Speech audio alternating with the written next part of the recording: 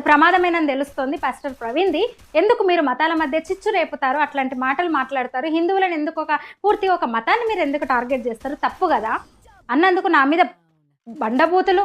ఒకటే ఫైనల్గా, రాజ్యాంగాన్ని ఫాలో అవ్వట్లేదు, రాజ్యాంగ విరుద్ధంగా వ్యవహరిస్తున్నారు కొందరు మాఫియాగా ఏర్పడి.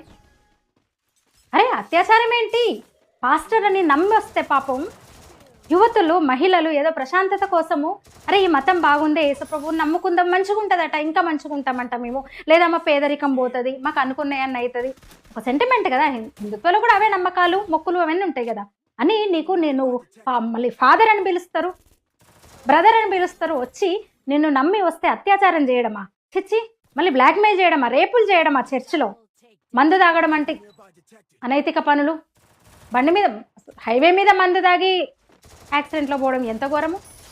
షుగర్ పోతుంది అంటారు, క్యాన్సర్ గడ్డ పోతుంది అంటారు, పిల్లలు పుడతారంటారు, ఇన్ని మోసాల సైన్స్